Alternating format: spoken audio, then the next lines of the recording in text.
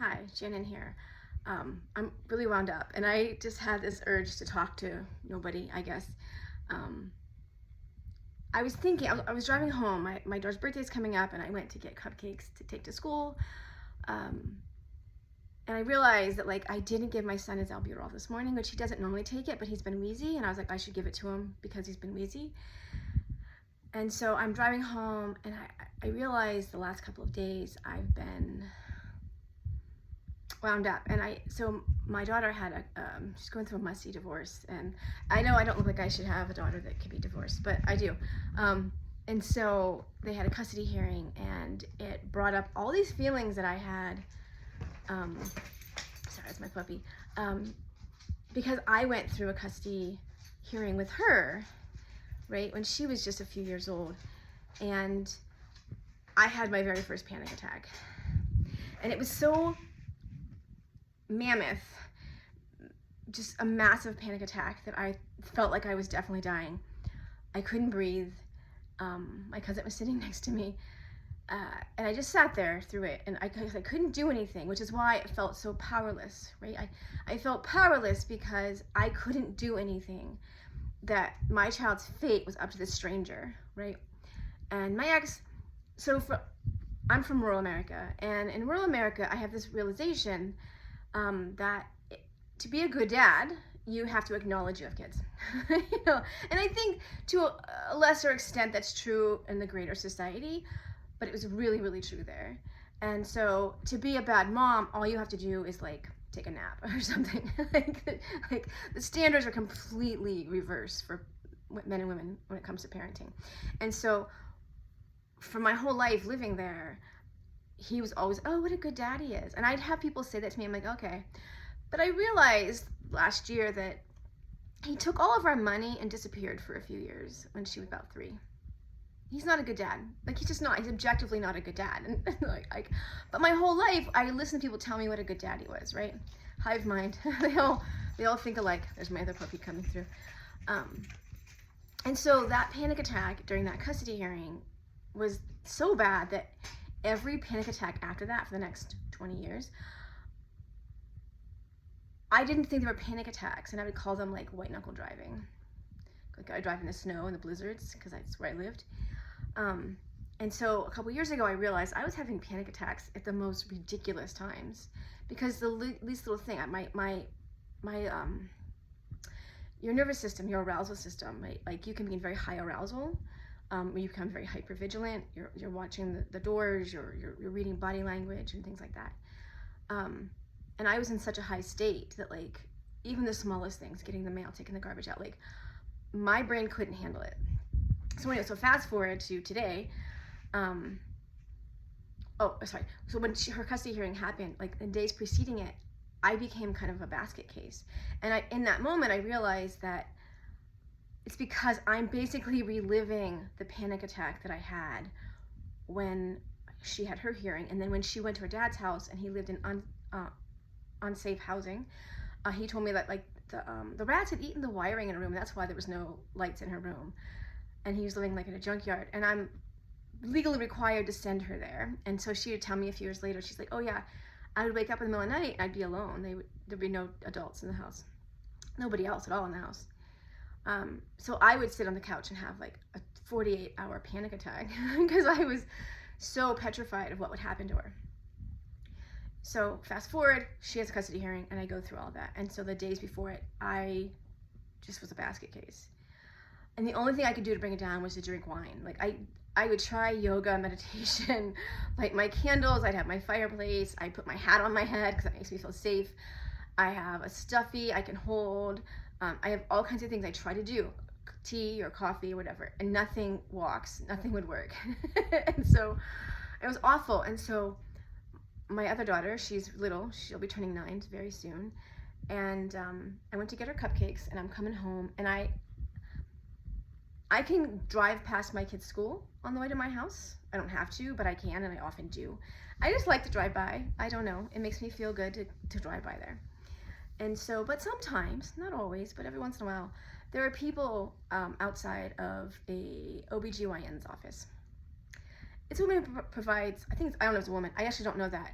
It's a person who provides medical care to women. And I'm assuming she must do abortions too, or he. And so it's like on the back side of the school. And it's like, there's some offices there, and then it's residential. And so they're just standing there with their signs. And it's almost all older people, boomers. And in the past, I have been known to flip them off because I just get so mad at them. I'm just so angry at them. So like, as you can figure out, I had a kid when I was 18, like, because, and like, I had such shame dumped on me about that. And like, oh, he was a great guy, but I was an awful person. And in hindsight, I'm like, oh, well, we had abstinence only education. I don't remember what they taught us. What I remember is being told these are the diseases that you'll definitely get, but not being told like what is safe. And like, I grew up in a family where boundaries weren't allowed. And so I became, as my husband says, pathologically accommodating. Like, I would just do what people want because I'm such an intense caretaker. It's annoying. It is for him and me. But, and I realized like, oh, well, I didn't have access to birth control and I didn't have boundaries. And like, of course I got pregnant at 17. Like, of course that happened. Like, is there anything that seems more likely? No. And so like all that shame for just years and years and years there, you know, and it just builds inside of me. And I think, so I'm writing a book about a woman who has ill-fated pregnancy. And it's gut-wrenching. And so every day I'm pouring myself, and like, I'm like gutting myself and putting it on display in this book. Like I'm tearing myself apart day after day after day. And so I come home from the store and I'm gonna go see my kids at school. I'm just gonna drive because it's actually an easier way to get to my house than the other way. The other way is more straightforward, I guess, but I have to go through traffic. And so I can cut all that traffic out. And there they are. There are these two old guys there with their sign, you know, save the innocent or something. And I just pull off a little bit and I was like, what about the non-viable? And I think, oh, my dog's going crazy.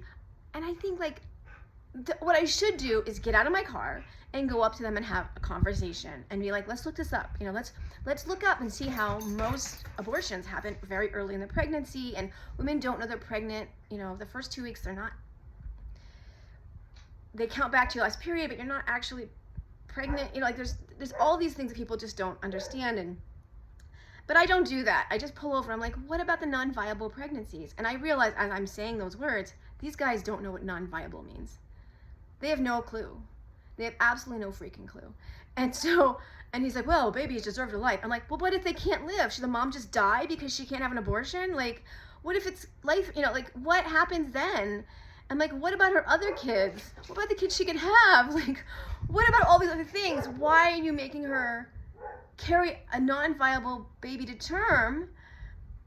You know, like all kinds of horrible things could happen. I'm like, and I literally, I'm like, my husband's a doctor. He could tell you, sorry, I'm shaking. He could tell you all kinds of reasons why a baby can't be born. Like there's all kinds of things that go wrong. And like, but he's so ignorant. The two of them are just completely ignorant of this. And they're not like nasty or anything. And I'm not being nasty either. I'm just like, what about this? What about this? What about that? And like, again, my puppy, they don't have any idea. The dog is bothering me. They don't have any idea what I'm talking about. And their ignorance is causing all this harm in our society, right? Women have literally died because they couldn't get access to abortion care. That is medical care, right? They could become septic. The baby could not be able to be born. Like, you know, having C-sections, they might hemorrhage. All these things could happen. There's all kinds of things wrong. They're born without kidneys, or they can't live. You know, there's all kinds of things that could happen. They're born without a spine. Those things happen, and it's not anyone's fault. And it's so traumatic for those women to go through that. And these people are like, you're bad. And I feel like that's what I've heard my entire life. Being demonized because I am a woman. And I just want to be like, I'm so sorry. Fuck you. That's what I feel like. Just fuck you. You suck. And those forces, those ignorant people, that is not yours. She has a highlighter. Not yours. They're the people that voted for MAGA. And like, they don't read the news. They don't know that he's a criminal. They don't know that he's a serial rapist. They don't know that that him and Epstein were great friends and went to their little island with little girls, that they were going there because they wanted to rape them. You know, like that. He's such a sick and disgusting individual. And so like when I see him, I see a monster. Like I just, knowing the things, like how he rips off all of his contractors and how he pays people low wages and he hires people that are undocumented. He does all these things. He does all these horrible things. He treats people like dirt. He's just an awful person, and they vote for him because they don't pay attention. And so tomorrow, you know, I don't know what's happening in politics right now. I'm recording this video. Who knows what happened in the last 10 minutes. But theoretically, we could have a government shutdown tomorrow. And people are like, well, blah, blah, blah, because they don't understand, right? And so what Trump has done is threatened to, like, she's getting into something. What Trump has done is basically threatened that if we go into shutdown, he's just going to fire all these federal police, which is what he's already doing. And so, like, the last time this came up, you know, like, what, 3 months ago, when it happened, like, that was the reason the Democrats went along with it. Schumer, he went along because he's like, oh, well, you know, we don't want to give them free reign to just do whatever they want because there won't be anybody there to fight back. But he's already freaking doing that. And I don't want him to tear down the government. I don't want them to destroy the world. But I don't know the answer. Like, maybe that's the answer. Maybe we have to let people die, you know, because they don't have access to medical care, because people have been dying all this time because we're the only industrialized nation without universal health coverage. The only one. Look it up. You know? And so, like, through most of my life living in rural America, there was no jobs. I worked through 2 graduate degrees, and I still had crap wages. I made $19,000 a year, the most I made living in that area. I moved away, and I went double my salary, and it went way up. Probably made more money than most people back home ever would have thought of making. But all that time living there, I didn't have access to medical care. Like, the doctors, even if I had a doctor, they leave, you know, because no doctors don't want to stay there. They don't get paid well. And you know, the insurance company, if I had insurance, was like, oh no, you can't have an MRI, which actually happened like 2 years ago. You know, my whole face had gone numb, my body was numb, and like, they're like, yeah, you don't need an MRI. Really? Maybe you should check that out. And we're doing that to people because people are so ignorant that they don't know basic things. And I'm so angry at the world.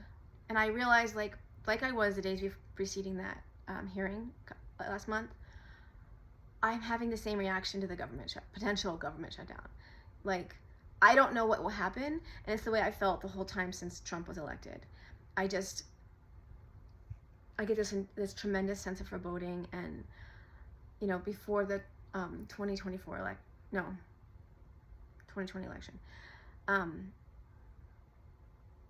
I told my husband, like, all I see is blood. You know, I can see it coming. I can feel it coming. And I don't know what will happen now. I don't know. It's so scary to me. And it makes me so angry at the people that are just ignorant. They just don't bother to, like, fact check anything. They just believe whatever they read.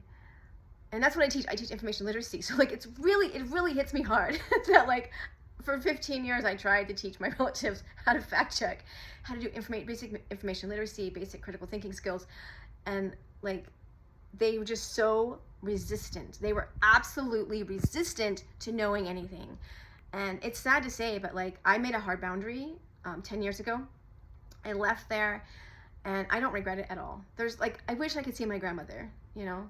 And I do have, like, my daughter's there and stuff. But, like, the damage to my mental health from being around those people is just, if I never see those people, the ones that don't have information literacy skills, critical thinking skills, if I don't ever see them again, that's okay. My life is better. I'm just so angry at them. And those guys out there, like, they got the brunt of my wrath. You know, I'm just like, you don't understand. You know, but I realize that, like, tomorrow, you know, chaos could ensue. Like, I've been waiting that chaos to come. So I'm going to go write my book. Writing about survivor's guilt right now. It's a lot of fun.